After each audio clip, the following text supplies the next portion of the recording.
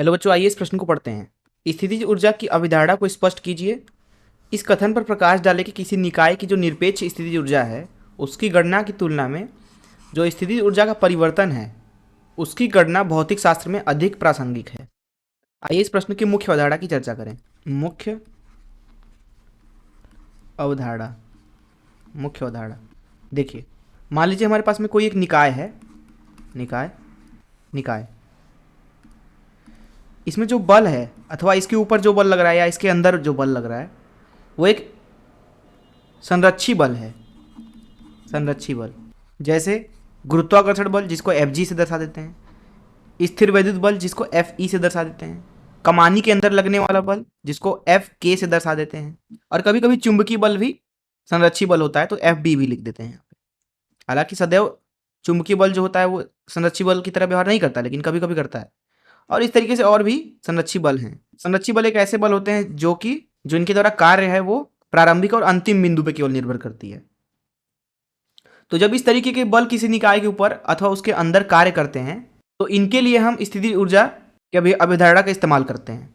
जैसे आपने सुना होगा गुरुत्वीय स्थितिज ऊर्जा, स्थिर वैद्युत स्थितिज ऊर्जा, स्प्रिंग के स्थितिज ऊर्जा या चुंबकीय क्षेत्र के अंदर स्थितिज ऊर्जा। अगर मैं आपको स्थितिज ऊर्जा का परिभाषा बताऊं तो यह दरअसल वह ऊर्जा है जो निकाय के अभिविन्यास में परिवर्तन करने के दौरान उत्पन्न हो जाती है, और जब अभिविन्यास अपने पुराने वाले स्थिति में वापस आती है तो कुछ न कुछ ऊर्जा उत्पन्न कर देती है। वही स्थितिज ऊर्जा जो उसके अंदर संग्रहित थी। और जो स्थितिज ऊर्जा की जो अवधारणा है वो दरअसल केवल और केवल संरक्षी बलों के लिए है। तो ये तो हो गया कि स्थितिज ऊर्जा होता क्या है। अब यहाँ पे हम कुछ चीज़ें समझते हैं। मान लीजिए एक बिंदु है ए और एक बिंदु है बी। हम क्या करते हैं कि हमारे पास में मान लीजिए एक वस्तु है कुछ इस तरीके से, इसको हम ए से उठा करके बिंदु बी पे ले जाते हैं।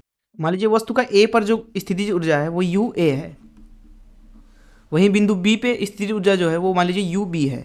और मान लीजिए ए से बी के बीच में इस वस्तु के ऊपर एक संरक्षी बल लगता है, केवल संरक्षी बल लग रहा है वस्तु के ऊपर। मान लीजिए एफ बल लग रहा है, इसकी प्रकृति क्या है? संरक्षी बल है ये। तो यहाँ पे लिखा जाता है जो कार्य है संरक्षी बल के द्वारा WF वो होगा स्थितिज ऊर्जा में परिवर्तन के ऋणात्मक के बराबर। अर्थात यहाँ पे आ जाएगा ऋण UB ऋण UA। अर्थात जो यहाँ पे संरक्षी बल के द्वारा कार्य है वो है UA ऋण UB। दरअसल जो ये कार्य है आप यहाँ पे ध्यान से देखें तो स्थितिज ऊर्जा में परिवर्तन के बराबर है, उस परिवर्तन के आगे ऋण चिन्ह लगाकर। दरअसल जब एक संरक्षी बल कार्य करता है किसी वस्तु के ऊपर तो जो पूरा निकाय है जिसकी वजह से बल लग रहा है और जिस वस्तु के ऊपर लग रहा है, इस पूरे निकाय में इसके अभिविन्यास में इस तरीके से परिवर्तन आता है कि जो पुराना वाला अभिविन्यास था और जो नया वाला अभिविन्यास है, इन दो स्थितियों में जब नया वाला अभिविन्यास वापस से पुरानी वाली स्थिति में पहुंचता है अर्थात पुराने अभिविन्यास में, तो या तो उसको ऊर्जा चाहिए या तो वो ऊर्जा छोड़ता है। वही ऊर्जा है स्थितिज ऊर्जा, और इसका अस्तित्व ही तब है जब संरक्षी बल हो। अब ध्यान से देखिए, जो यहाँ पे UA है वो है बिंदु A पर स्थितिज ऊर्जा, वहीं जो यहाँ पे UB है वो है बिंदु B पर स्थितिज ऊर्जा। अब अगर आप किसी वस्तु की स्थितिज ऊर्जा निकालना चाहें किसी बिंदु पर तो उसको निकालना संभव नहीं है, उसका कोई सूत्र ही नहीं होता है। तो फिर आप बोलोगे कि सर ये बनाए क्यों हुए हैं? फिर दरअसल ये बनाए गए हैं इनके परिवर्तन रूप के इस्तेमाल के लिए। अर्थात जो स्थितिज ऊर्जाओं के निरपेक्ष मान हैं, निरपेक्ष मान, उनकी गणना कभी भी नहीं की जा सकती, लेकिन जो परिवर्तन है डेल्टा U उसको हम निकाल सकते हैं। कैसे? वो हो जाएगा संरक्षी बल के द्वारा किए गए कार्य का ऋणात्मक। निरपेक्ष मान को हम लोग निकालते तो हैं सर, कैसे? एक द्रव्यमान है मान लीजिए M, उससे r दूरी पर जब एक और द्रव्यमान रखा हो मान लीजिए छोटा m, तो इस पूरे निकाय की जो गुरुत्वीय स्थितिज ऊर्जा है UG जिसको लिख देते हैं वो होता है ऋण G M छोटा m भागे r। अथवा मान लीजिए हमारे पास में एक Q आवेश है और इससे दूर पर एक और आवेश है मान लीजिए छोटा Q। यहाँ पे सारी वस्तुएं बिंदु वस्तुएं हैं, बिंदु द्रव्यमान एवं बिंदु आवेश। तो इस तंत्र की, इस निकाय की जो स्थितिज ऊर्जा है मान लीजिए स्थिर वैद्युत स्थितिज ऊर्जा, उसको UE से दर्शा देते हैं। ये लिखा जाता है K Q छोटा Q भागे R। वही मान लीजिए एक स्प्रिंग है, कमानी है कुछ इस तरीके से। मान लीजिए अभी जो है अपने प्राकृतिक लंबाई में है, लेकिन हम क्या करते हैं कि इसको खींचना शुरू करते हैं। मान लीजिए इस आपने इसको x दूरी खींच दिया, x दूरी, और जो कमानी का नियतांक है वो मान लीजिए k है, तो यहाँ कमानी के अंदर जो स्थितिज ऊर्जा आएगी उसको लिखा जाएगा u, मान लीजिए k लिख देते हैं इसको, तो 1/2 k x के वर्ग के बराबर। तो ये सब निकाल तो लिया सर हम लोगों ने निरपेक्ष मान। ये दरअसल जो निरपेक्ष मान आपने लिखे हैं ये भी एक तरह से परिवर्तन है, क्योंकि इन तीनों ही स्थितियों में हमने कहीं ना कहीं किसी बिंदु पे स्थितिज ऊर्जा को शून्य ले लिया है। जैसे आप बात करें अगर इस द्रव्यमान के लिए और इस आवेश के लिए, तो हमने यहाँ पे अनंत पे जो स्थितिज ऊर्जा है उसको शून्य माना है, तब जाके r दूरी पे हम यहाँ पे स्थितिज ऊर्जा को कुछ इस तरीके से लिख पाए। वहीं यहाँ जब आप कमानी की बात करते हैं, जब कमानी अपने प्राकृतिक लंबाई में होता है तब उसके अंदर स्थितिज ऊर्जा को शून्य मानते हैं, और फिर जब x दूरी खींचते हैं तब उसकी स्थितिज ऊर्जा UK जो होती है उसको हम इस तरीके से लिख पाए। क्या हो अगर आप मान्यता के विपरीत किसी एक बिंदु पर शून्य ना लेकर कुछ और ले लें।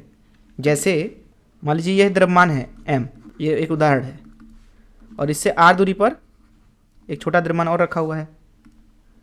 पहले हमने ये सूत्र हमने तब लिख पाए जब अनंत पे हमने स्थितिज ऊर्जा को शून्य लिया था। मान लीजिए हम अनंत पे स्थितिज ऊर्जा को शून्य नहीं लेते हैं, हम यहाँ पे मान लीजिए अनंत पे ले लेते हैं u अनंत स्थितिज ऊर्जा को, तो यहाँ r दूरी पे आपको चाहिए अगर स्थितिज ऊर्जा ur, तो वो अब बदल जाएगी, वो ये पुरानी स्थितिज ऊर्जा नहीं रह जाएगी अब, क्योंकि पहले आपने इसको शून्य ले रखा था लेकिन अब ये शून्य नहीं है, तो इसलिए यहाँ की स्थितिज ऊर्जा परिवर्तित हो जाएगी, लेकिन जो अंतर है स्थितिज ऊर्जा का वो परिवर्तित नहीं होगा। पहले अंतर कितना था, पहले हम लिख सकते हैं कि ug ऋण u अनंत जो था वो था ऋण gm छोटा m भागे r, और उस अवस्था में हमने इस u अनंत को शून्य ले रखा था, शून्य। लेकिन जब आपने शून्य नहीं लिया है तब जो स्थितिज ऊर्जा होगा वहाँ पे गुरुत्वीय स्थितिज ऊर्जा वो हो जाएगा u अनंत ऋण gm छोटा m भागे r इसके बराबर। अर्थात किसी बिंदु पे आपने क्या स्थितिज ऊर्जा माना है इस बात पर निर्भर करेगा कि अन्य बिंदुओं पर स्थितिज ऊर्जा क्या है। ये एक उदाहरण था गुरुत्वीय स्थितिज ऊर्जा का, बाकियों में भी हम यही कर सकते हैं। तो अभी आपने देखा कि स्थितिज ऊर्जा जो है वो उतना प्रचलन में नहीं है, लेकिन उसका परिवर्तन बहुत प्रचलन में है, क्योंकि परिवर्तन से ही हम यहाँ पे किसी बिंदु पे स्थितिज ऊर्जा को लिख सकते हैं जब हम किसी एक बिंदु पे शून्य ले लें। और जो निरपेक्ष स्थितिज ऊर्जा का मान होता है उसको तो आप कभी नहीं निकाल सकते हैं। ये सारी चीज़ें तब आई हैं जब हमने कहीं ना कहीं कुछ माना है। ये भी निरपेक्ष मान नहीं है, लेकिन कहीं मानने पे हम इसको लिख सकते हैं परिवर्तन की मदद से। तो अगर इस मुख्य अवधारणा से इस प्रश्न को हल करें तो प्रश्न के प्रथम भाग में पूछा जा रहा था कि स्थितिज ऊर्जा क्या है, तो हमने उसको समझ लिया कि यह है निकाय में उसके अभिविन्यास अथवा उसके अंदर संरक्षित बल के द्वारा उत्पन्न होने वाली एक ऐसी ऊर्जा है ये जो दरअसल निकाय के अंदर संग्रहित हो जाती है। और एक चीज़ आप यहाँ पे ध्यान से याद रखें कि जो स्थितिज ऊर्जा होता है वो किसी एक कण का नहीं होता, वो पूरे निकाय का होता है। साथ ही साथ प्रश्न के दूसरे हिस्से का उत्तर जो हो जाएगा वो हो जाएगा कि क्योंकि निरपेक्ष मान स्थितिज ऊर्जा का हम निकाल ही नहीं सकते कभी, इसलिए किसी न किसी एक बिंदु पे हम शून्य ले लेते हैं, फिर उस बिंदु के सापेक्ष सारे बिंदुओं का स्थितिज ऊर्जा बता देते हैं।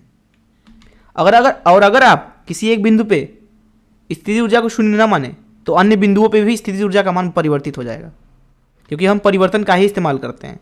मैं आशा करता हूँ कि आपको इस प्रश्न का हल जरूर समझ में आया होगा। धन्यवाद।